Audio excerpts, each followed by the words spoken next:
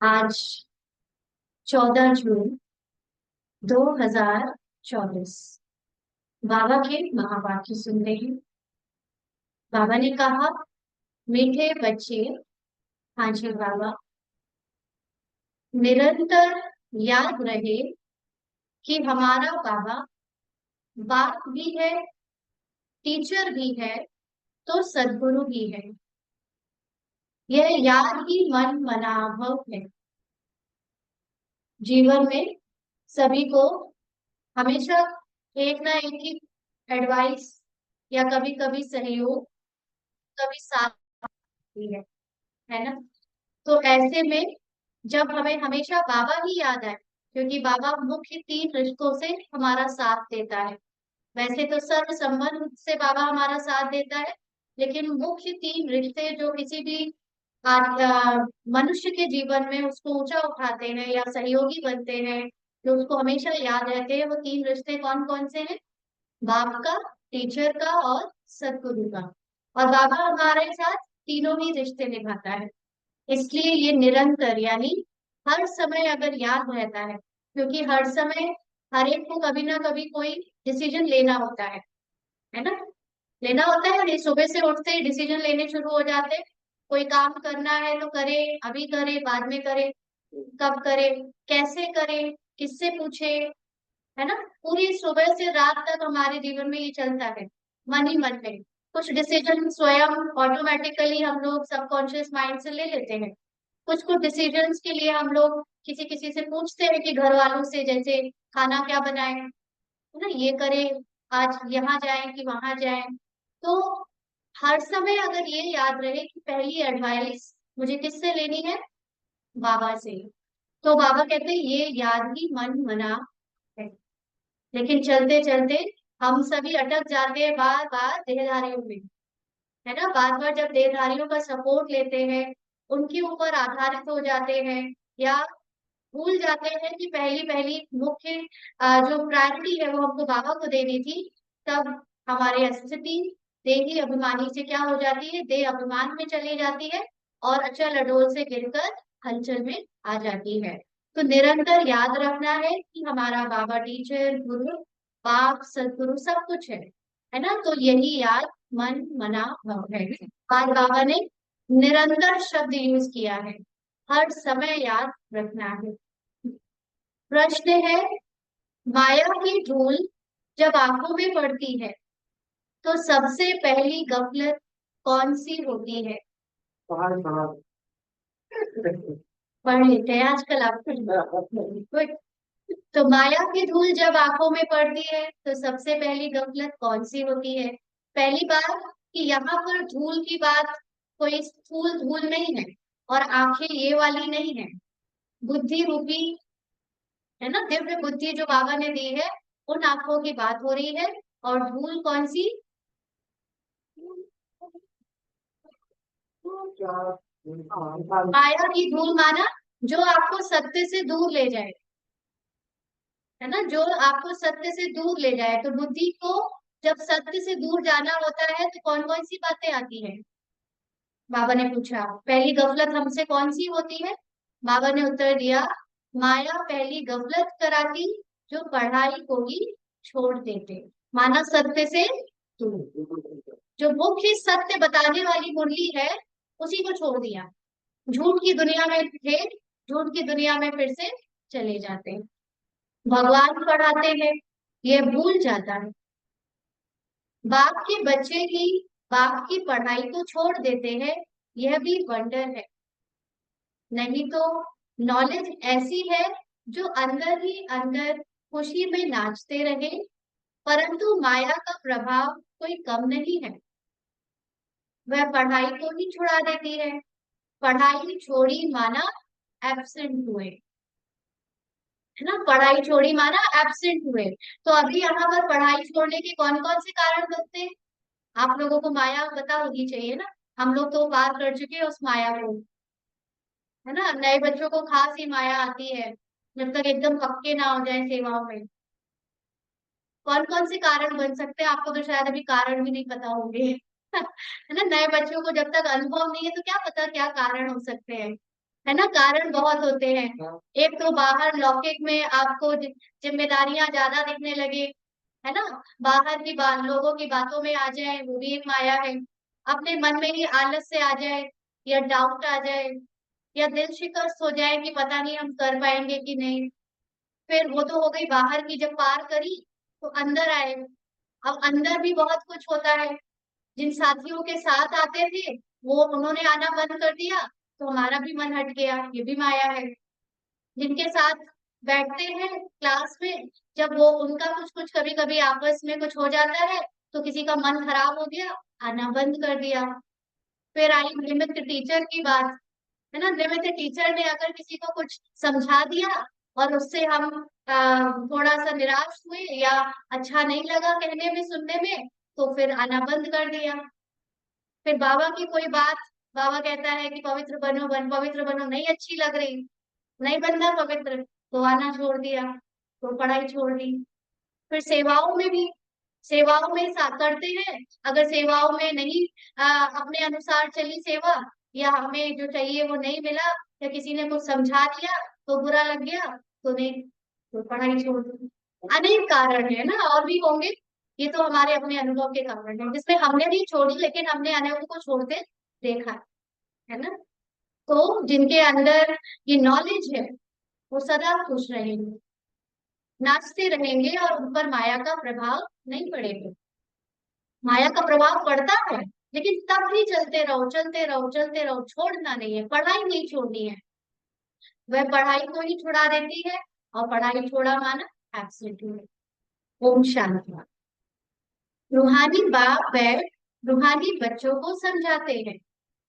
समझाना उन्हों को होता है जिसने कुछ कम समझा है ना। बाबा क्यों बार बार साकार मुरली में कई बातें रिपीटेटिवली सुनाता है? क्योंकि बच्चे कुछ कम समझते हैं। जब तक समझ ना जाए तब तक चलती रहती है साकार मुरली। और जिसको समझ मुरली साकार अच्छे से आने लगती है, वो फिर अव्यक्त मुरली की तरफ मुड़ जाता है।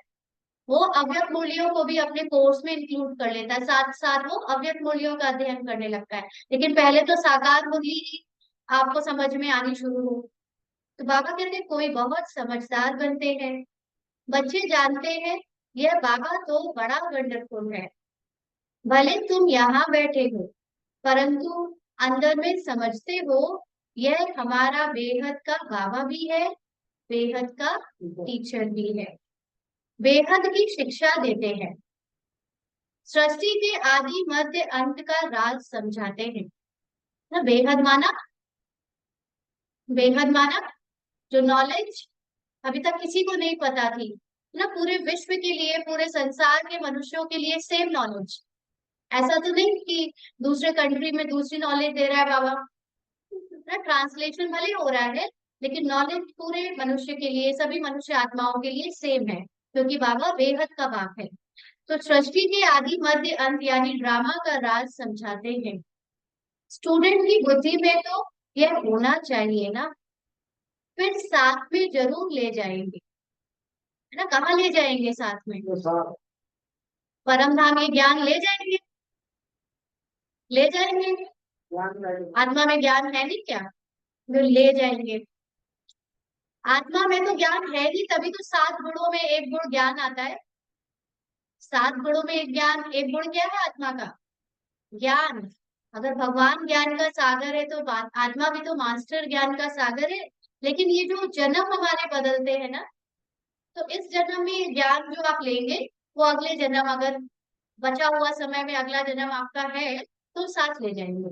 वैसे तो ज्ञान ऑटोमेटिकली है उस सब उसमें, लेकिन क्योंकि पार्ट में आपके ज्ञान का अभी पार्ट शुरू नहीं हुआ, लेकिन इस जन्म में अगर आपने ज्ञान ले लिया है, तो अगले जन्म में वो पार्ट कैरी फॉरवर्ड होगा ज्ञान का, ज्ञान लेने का और उसको बढ़ाने का।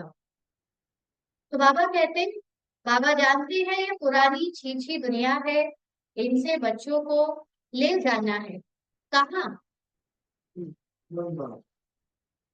तो बच्चों को कहाँ ले जाना है? घर, है ना। घर क्या है अपना? जैसे कन्या की शादी होती है, तो ससुर घर वाले आकर कन्या को अपने घर ले जाते हैं।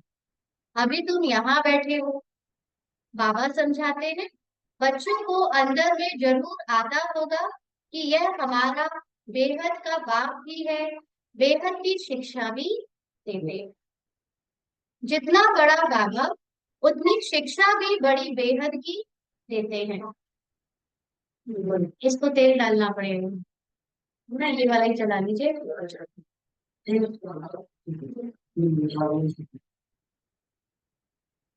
बाबा कहते हैं, रचना के आदि मध्य अंत का राज भी बच्चों की बुद्धि में है। जानते हैं, बाप इस छी दुनिया से हमको वापस ले जाएंगे। यह भी अंदर में याद करने से मनाभ ही है। जो बाबा 8 घंटे की याद कम से कम बोलता है, उसमें अगर आपको बार बार ये याद आता है कि मुझे अब बाबा के साथ घर जाना है, घर जाना है, तो ये भी उस 8 घंटे के मन मनाभों में काउंट कर सकते हैं। चलते फिरते उठते बैठते बुद्धि में यही याद रहे। वंडरफुल चीज को याद करना होता है ना।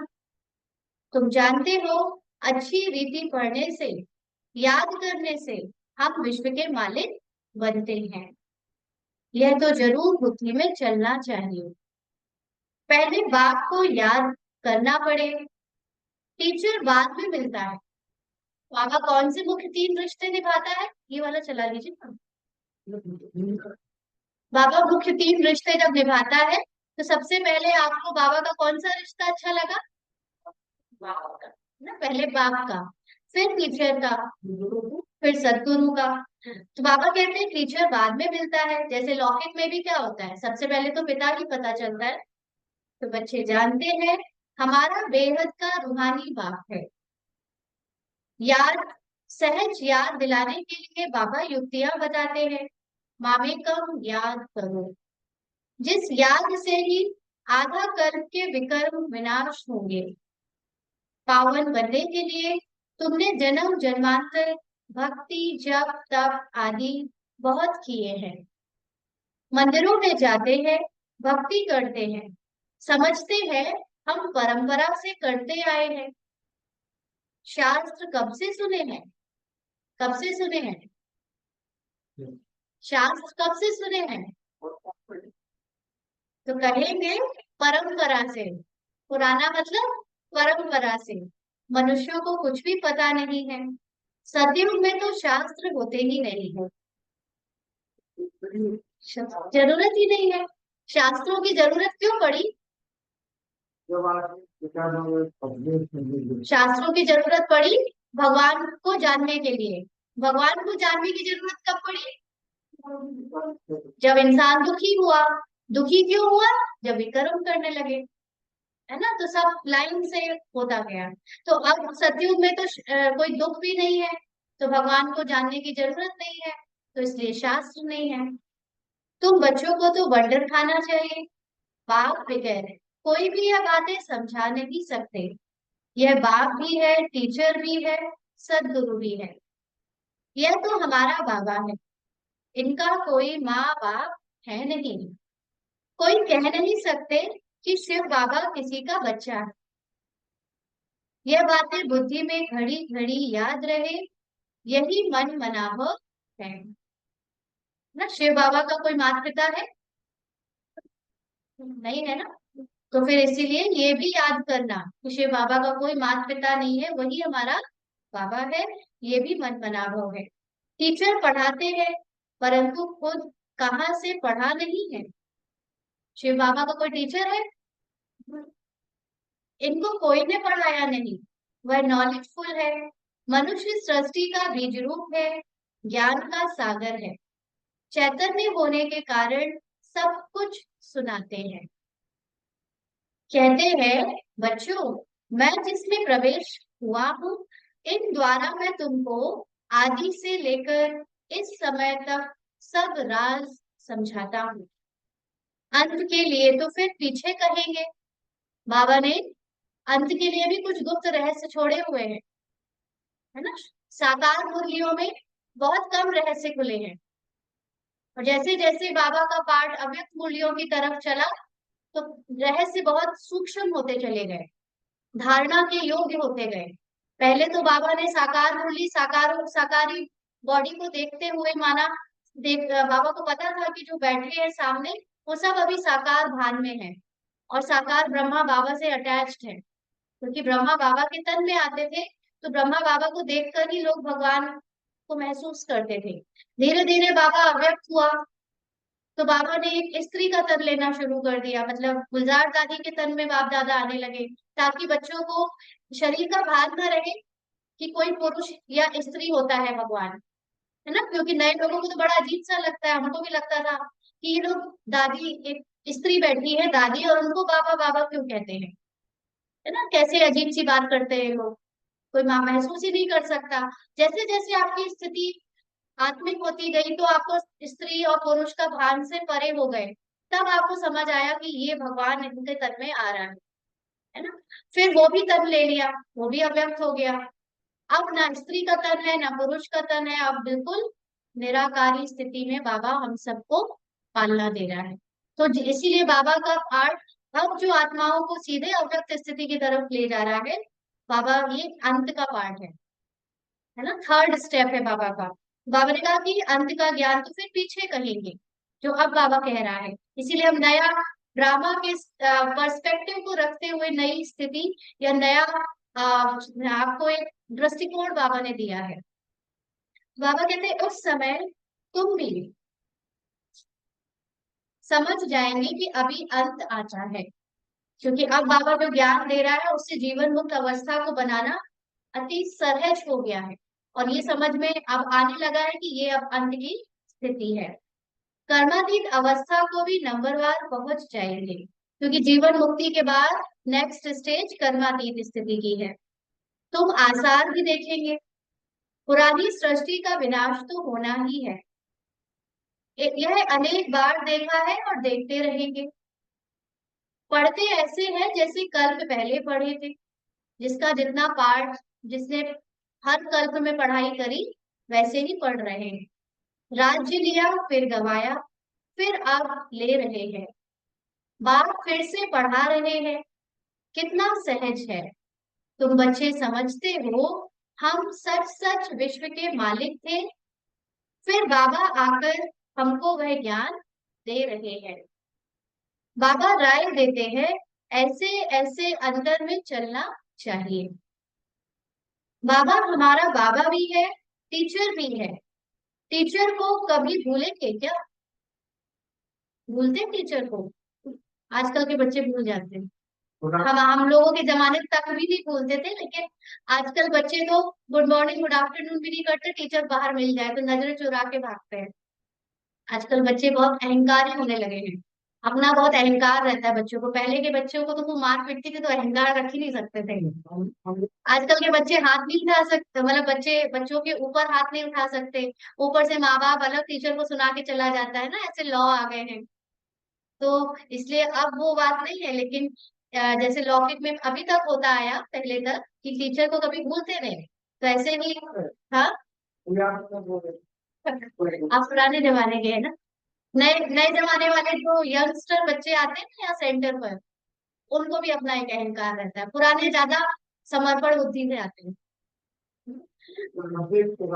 क्योंकि उनके अंदर वो पुराना संस्कार है समर्पण करने का, चाहे वो लौकिक टीचर के प्रति था, चाहे यहाँ अलौकिक टीचर के प्रति है। और जो नए यंगस्टर्स आते हैं या हमारी ही उम्र के भी जो आते हैं ना, उनके अंदर थोड़ा सा अहंकार अहंकार रहता है। उनको यहाँ पर ये बॉडी दिखती है कि ये समझा रही है, इनका ज्ञान है, उनको वो रिस्पेक्ट उतनी होती नहीं। हाँ, इसलिए उनको बात बात में बुरा भी लग जाता है। तो बाबा कहते हैं टीचर द्वारा तो पढ़ाई पढ़ते रहते हैं, कोई कोई बच्चों से माया बहुत गफलत कराती है, एकदम जैसे आंखों में धूल डाल देती है। जैसे एक छोटा सा जब पौधा होता है ना, उसकी बिल्कुल छोटी छोटी पत्तियां होती है, तो चिड़िया उसको ज्यादा खाती है, उसके मरने के चांस ज्यादा होते हैं। ऐसे ही जब नए नए आते हैं तो माया क्यों परीक्षा लेती है उनकी, तो उनके आंखों में जैसे धूल ही डाल देती है, फिर पढ़ाई भी छोड़ देते हैं। भगवान पढ़ाते हैं, ऐसी पढ़ाई को छोड़ देते हैं। पढ़ाई ही मुख्य है, सो भी कौन छोड़ते हैं बाप के बच्चे। अच्छे अच्छे जिन्होंने बाप को बाप माना भी, वो बच्चे भी छोड़ देते हैं। तो बच्चों को अंदर में कितनी खुशी रहनी चाहिए, बाप नॉलेज भी हर बात की देते हैं। जो कल्प कल्प देते हैं। बाप कहते हैं कम से कम इस रीति मुझे याद करो। कल्प कल्प तुम ही समझते हो और धारण करते हो। इनका बाबा तो कोई है नहीं, वही बेहद का बाप है। इनकी बात हो रही है, ब्रह्मा बाबा की, है ना। ब्रह्मा बाबा का भी लौकिक पिता तो रहे नहीं थे, वही अलौकिक या पारलौकिक, तो खुद अलौकिक खुद है, पारलौकिक पिता उनके शिव बाबा, वही बेहद के बाप। वंडरफुल बाप हुआ ना। मेरा कोई बाबा है, बताओ। शिव बाबा किसका बच्चा है किसी का? आपने नहीं बनाया शिव बाबा को बच्चा। हाँ? वैसे अगर देखे जाए तो उनका कोई देहधारी माता पिता तो नहीं है ना। यह पढ़ाई भी वंडरफुल है, जो इस समय के सिवाय कभी पढ़ नहीं सकते, और सिर्फ तुम ब्राह्मण ही पढ़ते हो। तुम यह भी जानते हो कि बाप को याद करते करते हम पावन बन जाएंगे, नहीं तो फिर सजाएं खानी पड़ेंगी। गर्भ जेल में बहुत सजाएं खानी पड़ती हैं। वहां पर फिर ट्रिब्यूनल बैठती है, सब साक्षात्कार होते हैं। बगैर साक्षात्कार किसी को सजा दे नहीं सकते, है ना। बाबा ने ये बात बताई, बगैर साक्षात्कार किसी को सजा दे नहीं सकते। जैसे कोर्ट में भी जब तक प्रूव ना हो जाए कि इसने ये क्राइम किया है, तब तक सजा नहीं दे सकते। ऐसे ही धर्मराज जब आपको सामने ट्रिब्यूनल में रखेगा, तो वो आपको दिखाएगा। फिर एक बार स्क्रीन पर, जैसे मान लीजिए कि कोई क्रिमिनल खड़ा है कोर्ट में, उसको साफ साफ रिकॉर्डिंग ही दिखा दी, देखो ये तुम कर रहे हो। अब कोई सबूत की जरूरत है? कोई झूठी गवाही की भी जरूरत नहीं है, आपको दिख रहा है सामने स्क्रीन पर। ऐसे ही बाबा कहते हैं यहाँ पर भी धर्मराज सबको साक्षात्कार कराएगा कि आपने कब कब क्या क्या किया है। तो साक्षात्कार का अर्थ क्या हुआ? जब सजाएं मिल रही होंगी तो आपको ऑटोमेटिकली रियलाइजेशन होगा कि मैंने ये गलतियां करी है। मूंछ पड़े कि यह सजा हमको क्यों मिलती है।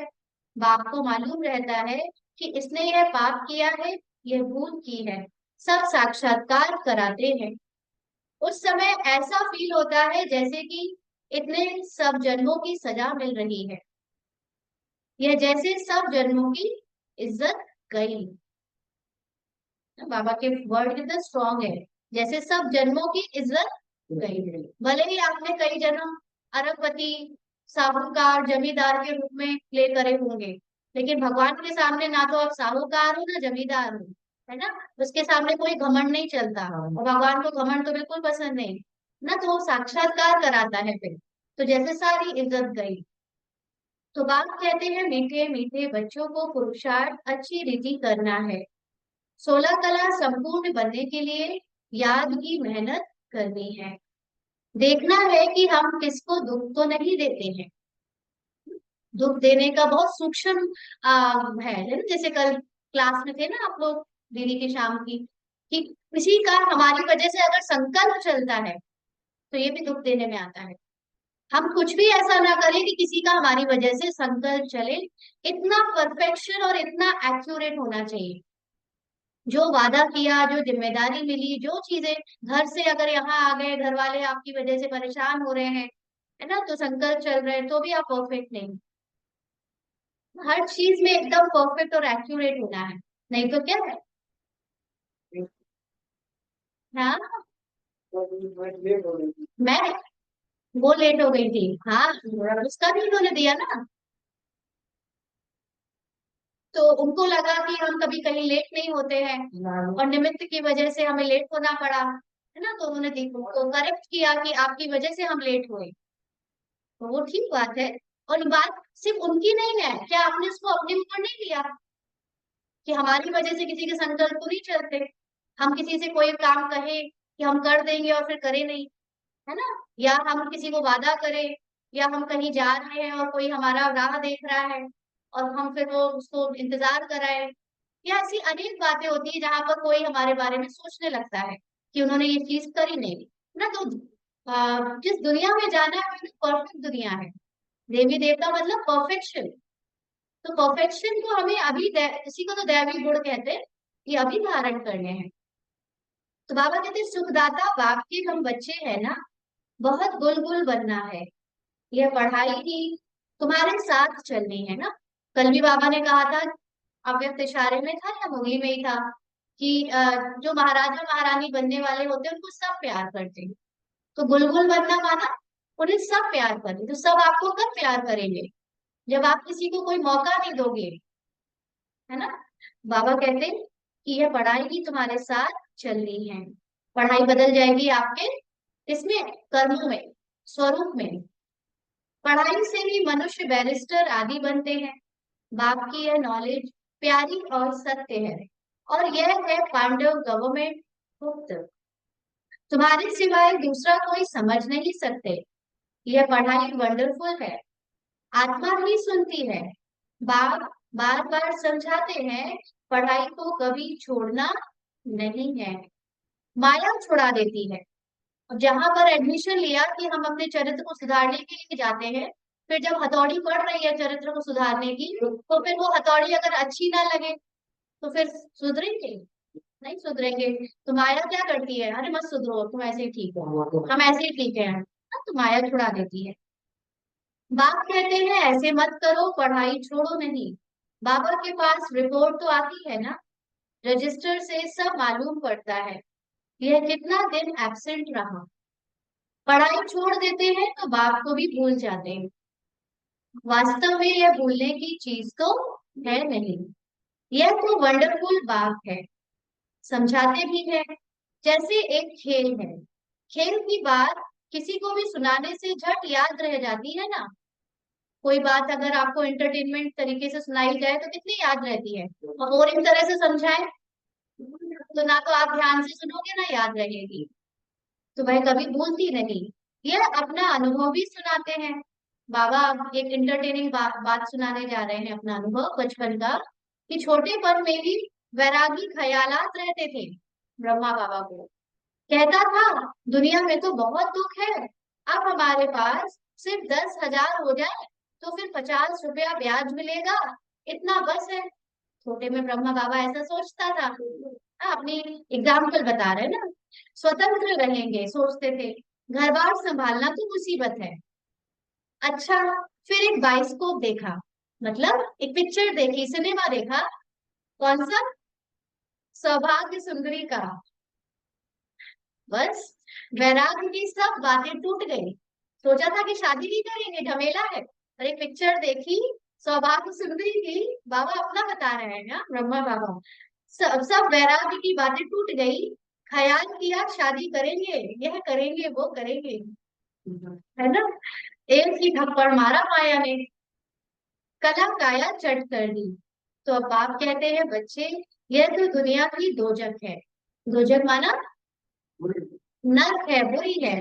और उसमें फिर यह जो नाटक सिनेमा है, वह भी दोजक है। इसीलिए सिनेमा को बाबा ने बड़े रमणीकता से बताया। सिनेमा क्या है पता है आपको? सिन की माँ। सिन माने जो सारे पाप होते हैं, उनकी माँ। जिनको पाप नहीं भी आते थे, सिनेमा ने उनको पाप करने सिखा दिए। जिनको पता नहीं था कि दुनिया में क्या क्या बुराइयां हैं, उनको वो भी सिखा दी ना। तो वो सबकी माँ, वह नरक है। यह देखने से ही सबकी वृत्तियां खराब हो जाती है।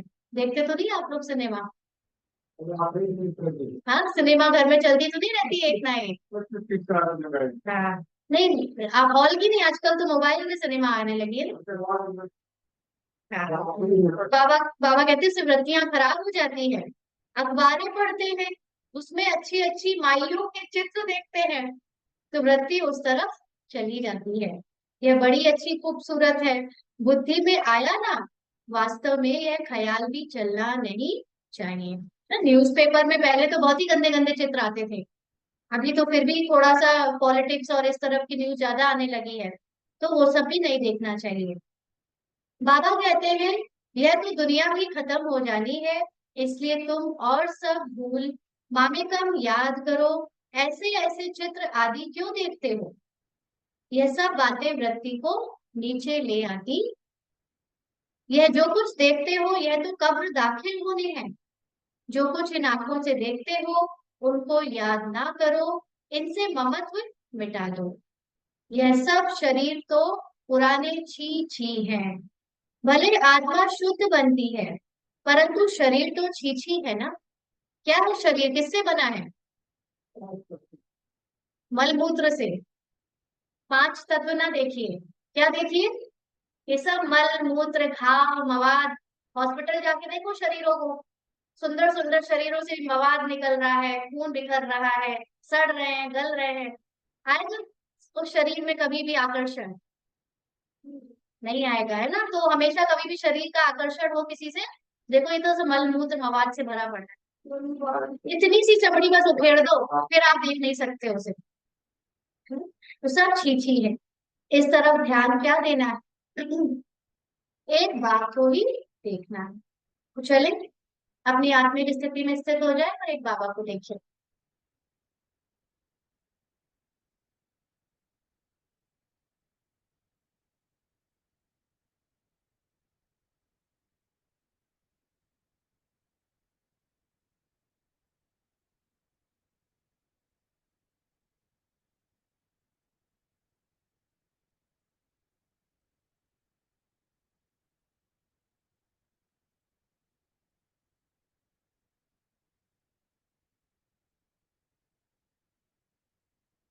बाप कहते हैं, मीठे मीठे बच्चों, मंजिल बहुत ऊंची है।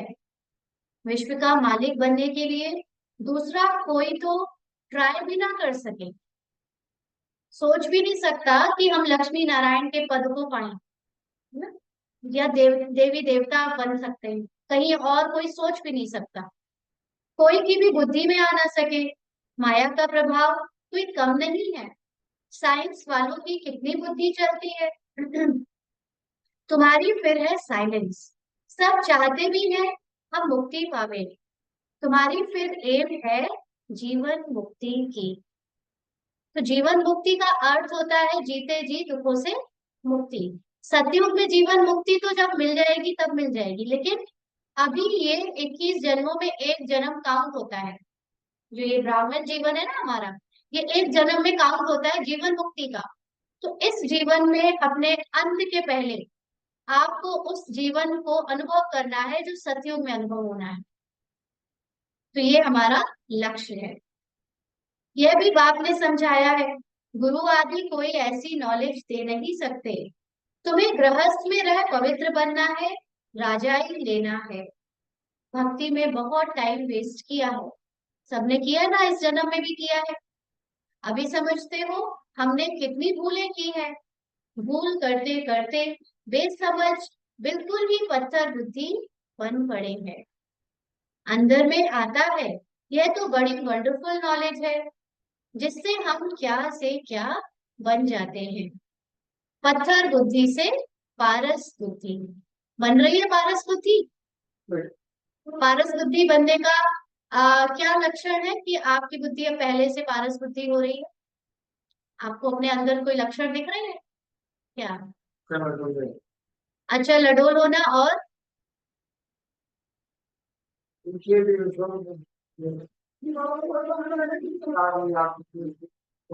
अब दूसरों के बातों से आपको प्रभाव पड़ना कम हो गया है, और ठीक है बढ़ता ही नहीं है। और ये तो हमें लगता है थोड़ा उम्र के साथ भी होने लगता है ना। उम्र के साथ आपको दूसरों की बातों का प्रभाव पड़ना बंद हो जाता है, क्योंकि दुनिया इतनी देख ली है ना कि अब क्या किसी का बातों का प्रभाव पड़ेगा है। लेकिन फिर भी पारस बुद्धि होने के और क्या लक्षण है?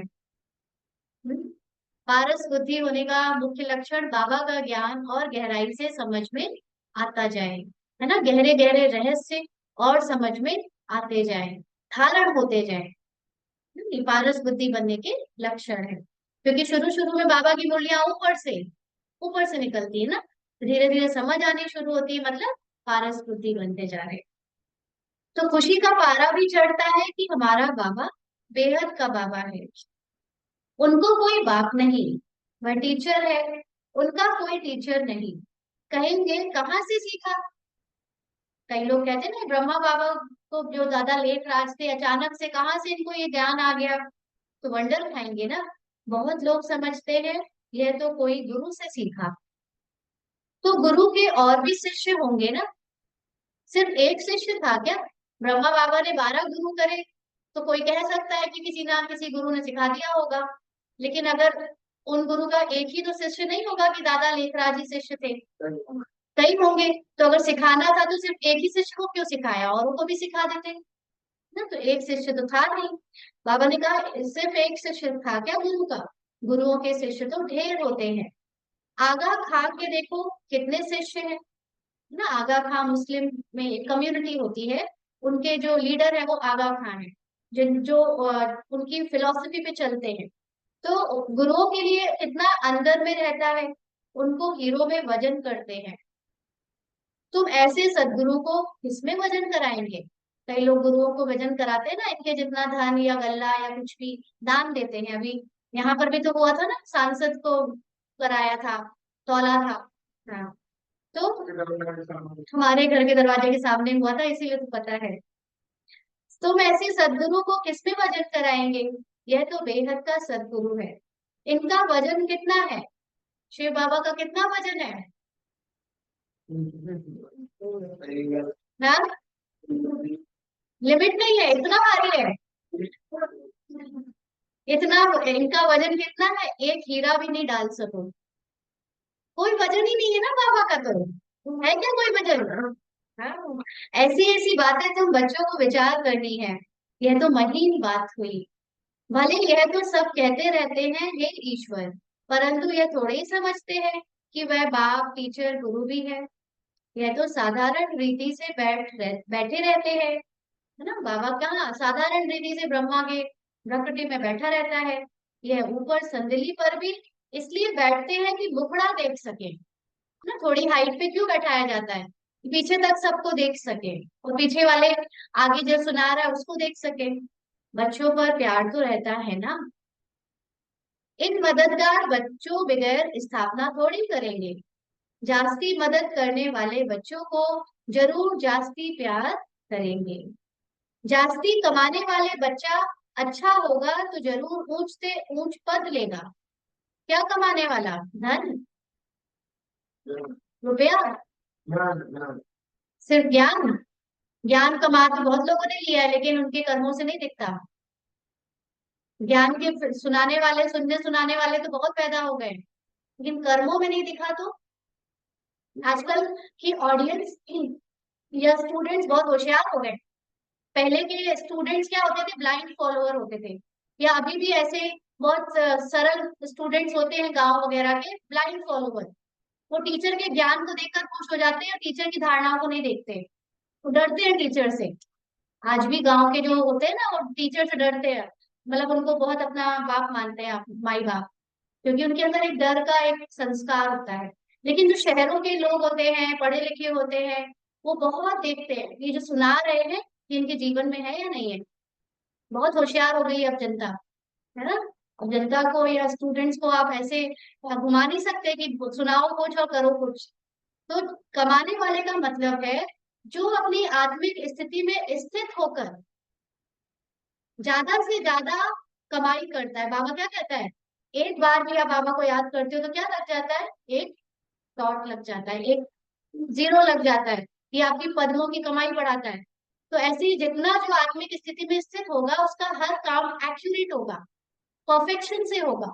ये होती है कमाई, और यही उसको फिर ऊंचा पद दिलाती है। तो बाबा कहते हैं उस पर प्यार भी जाता है। बच्चों को देख देख हर्षित होते हैं, आत्मा बहुत खुश होती है। कल्प कल्प बच्चों को देख खुश होता हूँ। कल्प कल्प बच्चे ही मददगार बनते हैं, बहुत प्यारे लगते हैं। कल्प कल्पांतर का प्यार जुट जाता है। भले कहाँ भी बैठे रहो, बुद्धि में बाप की याद रहे। यह बेहद का बाप है, इनका कोई बाप नहीं, और ना ही इनका कोई टीचर है। स्वयं ही सब कुछ है, जिसको ही सब याद करते हैं। सतयुग में तो कोई याद नहीं करेंगे। 21 जन्मों के लिए बेड़ा पार हो गया, तो तुमको कितनी खुशी होनी चाहिए। बस सारा दिन बाप की सर्विस करें। इस एक जन्म में सेवा करनी है, फिर 20 जन्म तक आगे की कोई सेवा नहीं है। और इस एक जो 20 में बाबा ऐसे तो कहता है 21 जन्म, वो 21 जन्म जो इसमें एक जन्म अभी चल रहा है, उसमें सेवा उनको लग रही है जिनको आ, याद कम रहती है। जो आत्मिक स्थिति में कम रहते हैं वो थक जाते हैं और उनको लगता है कि हम बहुत सेवा कर रहे हैं। लेकिन जो आत्मिक स्थिति में स्थित है उनके द्वारा ऑटोमेटिकली हर चीज इतनी एक्यूरेट हो रही है कि उनको सेवा करते हुए भी सेवा लगती ही नहीं है। तब वो एक जन्म काउंट होता है।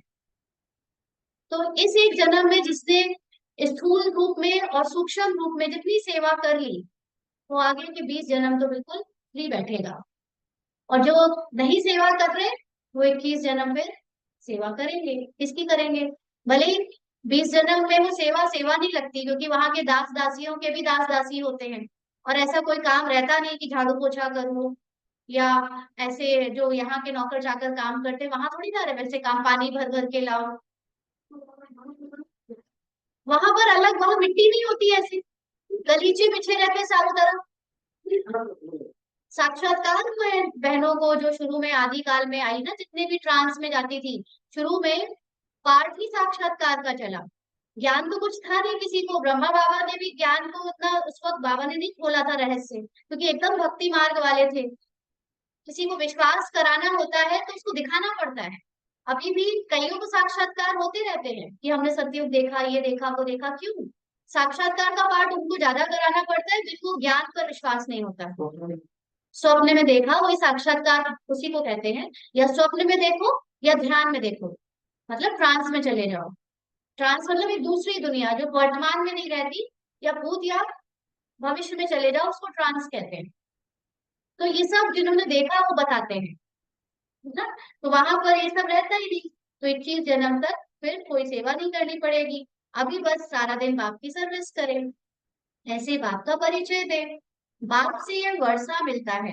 बाप हमको राजयोग सिखलाते हैं और फिर सबको साथ भी ले जाते हैं। सारा चक्र बुद्धि में है, ऐसा चक्र तो कोई बना ना सके। अर्थ का तो किसी को पता नहीं। तुम अभी समझते हो बाबा हमारा बेहद का बाबा भी है, बेहद का राज्य भी देते हैं, फिर साथ भी ले जाएंगे। ऐसे ऐसे तुम समझाएंगे, फिर कोई सर्वव्यापी कह नहीं सकेंगे। वह बाप है, टीचर है, तो सर्वव्यापी कैसे हो सकता है? बेहद का बाप की नॉलेज फुल है। सारी नॉलेज किसके पास है? बाप के पास है ना। लोग जो शास्त्रों को मानते हैं या कहते हैं कि वो नॉलेज है, वो नॉलेज है, अगर वो नॉलेज फुल होती तो आज फिर उसको पढ़ने वाले भी तो फुल होते।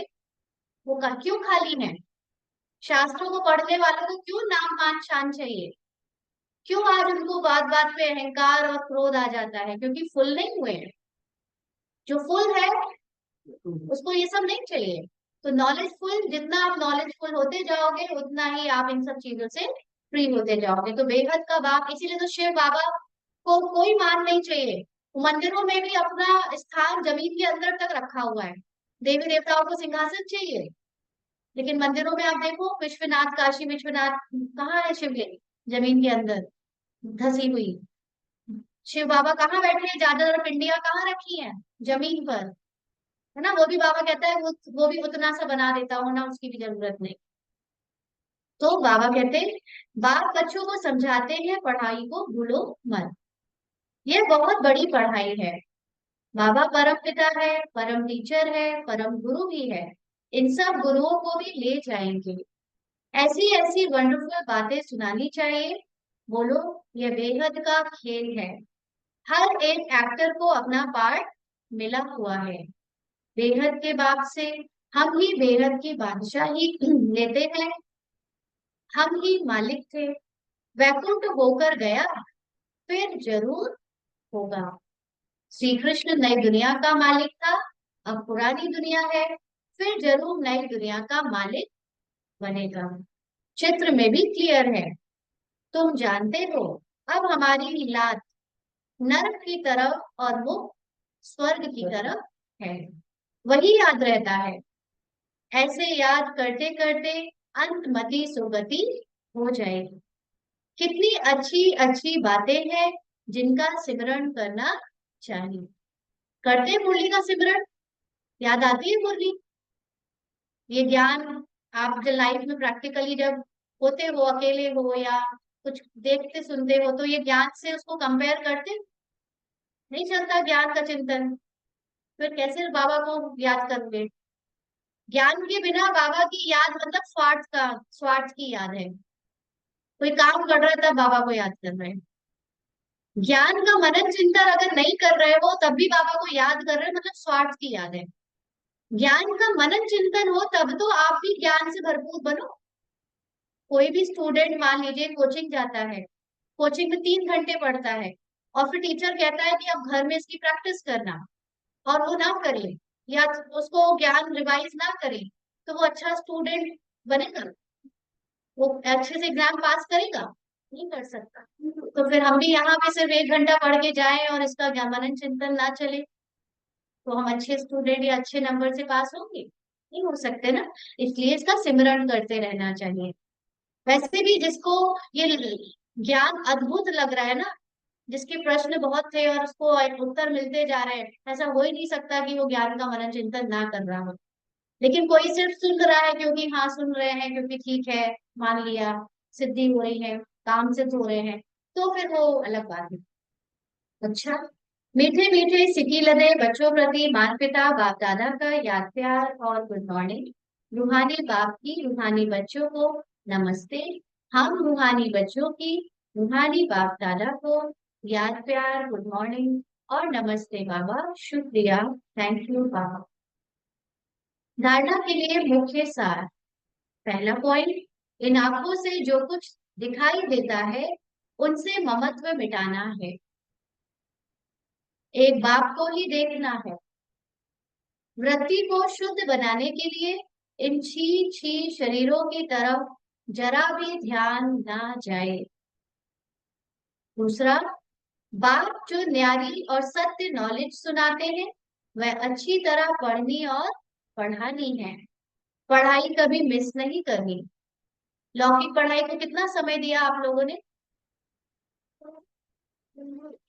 15-20 साल तो पढ़े होगे लौकिक पढ़ाई को, है ना?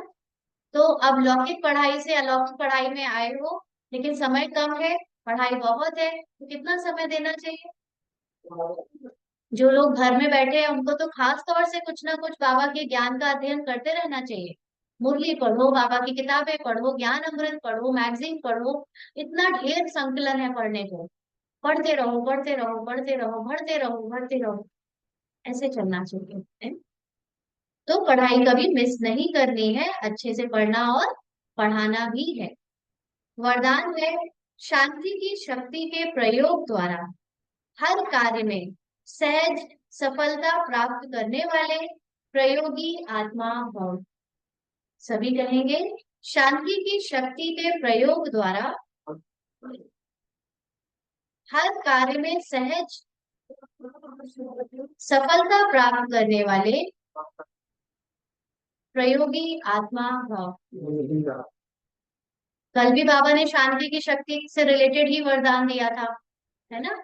अभी आप लोगों ने 3 दिन की क्लासेस में प्रयोग देखे थे, सुने, अनुभव सुने दीदी के, कि उन्होंने अपना हेल्थ कैसे ठीक किया, अपने घर में लौकिक वालों का हेल्थ कैसे ठीक किया, तो ये सब कैसे हुए? शांति की शक्ति से प्रयोग करें, है ना? शांति की शक्ति माना अपने आप को आत्मा समझ बाबा की याद में बैठकर संकल्प करना, श्रेष्ठ संकल्प रचना, इसको कहते हैं शांति की शक्ति का प्रयोग करना। जितना जितना आप निराकारी स्थिति में स्थित होकर श्रेष्ठ संकल्प करोगे, बेहद के संकल्प करोगे। प्रैक्टिस आप हद के संकल्प से शुरू करो, कोई दिक्कत नहीं है। हद का संकल्प माना कि साकाश देंगे कुछ कुछ लोगों को अपने जान परिचय में, देख करके देखो, उसमें जब सफलता मिलनी शुरू होगी तो आपको एक कॉन्फिडेंस आएगा कि ये काम करता है। फिर उसको बेहद की सेवा में भी यूज करना है ना, उन संकल्पों को। तो आप देखो, आपको पता भी नहीं चलेगा कि आपके संकल्पों से कितनों का कल्याण हो रहा है। तो अब समय के परिवर्तन प्रमाण शांति की शक्ति के साधन प्रयोग में लाकर प्रयोगी आत्मा बनो। तो शांति की शक्ति के साधन क्या क्या है? साधन तो सबको लगता है ये सारी चीजें स्थूल, लेकिन यहाँ तो शक्ति के साधन क्या है? सबसे बड़ा साधन क्या है शांति की शक्ति का साधन? आपका संकल्प। है ना। आपका संकल्प जब शांति की शक्ति में स्थित होकर संकल्प निकलता है तो क्या होता है, वो टच करता है, तीर की तरह लगता है, जहां पर जो जो काम होने हैं वो होते जाते हैं। तो जैसे वाणी द्वारा आत्माओं में स्नेह के सहयोग की भावना उत्पन्न करते हो, ऐसे शुभ भावना, स्नेह की भावना की स्थिति में स्थित हो, उनमें श्रेष्ठ भावनाएं उत्पन्न करो। भावना का आधार क्या है? करेक्ट, विचार, संकल्प, है ना। भावना मतलब विचार। तो जितना आप अपनी श्रेष्ठ स्नेह की और शुभ संकल्पों की भावना में स्थित होगे, तो औरों को भी क्या होगा, शुभ संकल्प और श्रेष्ठ भावनाएं उत्पन्न होंगी। तो जैसे दीपक दीपक को जगा देता है, ऐसे आपकी शक्तिशाली शुभ भावना औरों में सर्वश्रेष्ठ भावना उत्पन्न करा देगी। इस शक्ति से स्थूल कार्य में भी बहुत सहज सफलता प्राप्त कर सकते हो, सिर्फ प्रयोग करके देखो। जितना जितना प्रयोग करेंगे उतना ही जीवन में क्या होगा, मजा आने लगेगा, है ना। ब्राह्मण जीवन में बहुत मजा आता है, नए नए प्रयोग करके देखो, सफलता मिलेगी। तो आपको छोटी छोटी चीजों से करके देखो, हद की चीजों से ही करके देखो, और फिर उसको बेहद में ले जाओ। ये नहीं कि बस जितने जब से जी रहे हैं तब से हद की चीजों में ही कर रहे हैं कि ये काम हो जाए, वो काम हो जाए, ऐसा हो जाए। ये तो शुरुआत है, ठीक है, लेकिन धीरे धीरे उसको बेहद में ले जाओ, मतलब विश्व के कल्याण में ले जाओ। स्लोगन है, सर्व का प्यारा बनना है तो खिले हुए रूहानी गुलाब बनो, मुरझाओ नहीं। जो अपनी आत्मिक स्थिति में स्थित होगा उसके चेहरा कभी भी लटकेगा नहीं, मुरझाएगा नहीं। जब मुरझाया हुआ है माना देह भान में है ना, अंदर व्यर्थ चल रहा है। तो सर्व का प्यारा कब बन सकते हैं, जब चेहरा मुरझाया नहीं, लेकिन सदा कैसा हो, प्रसन्न चित्त हो। गुलाब बनना है, कौन सा गुलाब, देसी या विदेशी? देसी गुलाब, क्योंकि खुशबू सिर्फ किस में होती है, देसी गुलाब में होती है। और किसी पहले हमको, अभी जैसे आजकल तो बहुत तरह के गुलाब आने लगे ना देखने में, जो बड़े सुंदर सुंदर लगते हैं, तो वो अट्रैक्ट ज्यादा करते हैं, लेकिन कोई खुशबू नहीं होती, है ना। तो फिर लगता है नहीं, इससे अच्छा तो वो खुशबू वाले गुलाब यूज करो, भले ही उतने बड़े नहीं होते, उतने दिखने में वैसे नहीं होते, लेकिन खुशबूदार गुलाब की तो बात ही कुछ और है ना। वो गुलाब बनना है। आज के अव्यक्त इशारे, आज 14 तारीख है। कर्म करते हुए बार बार अटेंशन दो कि बाप की याद और सेवा में तत्पर है। सदा यह याद रखो कि हर कर्मेंद्रियों द्वारा बाप की याद की स्मृति दिलाने की सेवा करनी है। इसको ध्यान से सुनना है सबको। सदा यह याद रखो कि हर कर्मेंद्रियों द्वारा बाप की याद की स्मृति दिलाने की सेवा करनी है। हर संकल्प द्वारा विश्व कल्याण का अर्थात लाइट हाउस का कर्तव्य करना है। हर सेकंड की पावरफुल वृत्ति द्वारा चारों ओर पावरफुल वाइब्रेशन फैलाना है।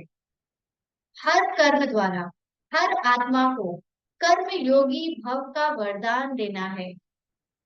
हर कदम में स्वयं प्रति पद्मों की कमाई जमा करना है। संकल्प, समय, वृत्ति और कर्म चारों को सेवा प्रति लगाना है। यही है कर्म योगी स्टेज। भारी तो नहीं हो गया समझने में? सार में क्या समझ में आया? भारी हो गया? बहुत सारी बातें कह दी ना बाबा ने। हाँ, एक एक को धारण करने में, एब्जॉर्ब करने में समय लगता है ना उसको। तो क्या बोला है बाबा ने, अगर शॉर्ट में समझे तो कर्म योगी स्टेज, है ना। ये पूरा महीना बाबा ने हम सबको कर्म योगी बनने का क्या दिया है, लक्ष्य दिया है। और कर्म योगी के लिए कर्म करना तो पहले जरूरी है, लेकिन कर्म करते हर समय ये अटेंशन रहे कि कर्म और याद की सेवा का बैलेंस हो। लौकिक का कर्म करना, साथ साथ बाबा की याद में रहना, क्योंकि बाबा या अपनी आत्मिक स्थिति में स्थित रहना ही सेवा है। तो ये दोनों चीजें साथ साथ चल रही है या नहीं, है ना। तो जितना हम इस स्थिति में कर्म करेंगे कर्मयोगी बनकर, उतना दूसरी आत्माओं को भी आकर्षण होगा और उनको भी कर्मयोगी बना सकेंगे। उनको फिर ज्ञान में लाने के लिए मेहनत नहीं करनी पड़ेगी, क्योंकि वो देखते हैं कि हम इतना ज्यादा देहभान में डूबे हुए हैं, है ना, अपनी लौकिक या उस कर्म में इतना डूबे हुए हैं, तो उनको हमारी आत्मिकता दिखती नहीं। इसीलिए फिर बाद में उनको ज्ञान में लाने के लिए बड़ी कन्विंसिंग बातें बोलनी पड़ती है। लेकिन जब आप कर्म ही अपने कर्मयोगी स्टेज से करोगे, तो बिना बोले उनको आकर्षण होगा कि हमें इनके जैसी स्थिति बनानी है। तो पावरफुल वृत्ति का मतलब होता है, जब कोई भी कर्म आप कर रहे हो तो फुली अटेंशन से कि मैं आत्मा इन कर्मेंद्रियों के द्वारा कर्म करा रही हूँ। करण करावनहार अभी आत्मा है, लेकिन कर्म भी ड्रामा अनुसार हो रहा है। मुझे सिर्फ बाबा की याद में रहना है, ड्रामा अनुसार कर्म होता रहेगा, तो आपकी वृत्ति बहुत श्रेष्ठ रहेगी, पावरफुल रहेगी। आप कर्मों के प्रभाव में नहीं आओगे। तो इस तरह चारों ओर पावरफुल वाइब्रेशन फैलेंगे, प्रकृति भी शुद्ध होगी, सब आत्माएं भी शुद्ध होती जाएंगी, और आपका अपना पुरुषार्थ बहुत ऊपर हो जाएगा। ओम शांति।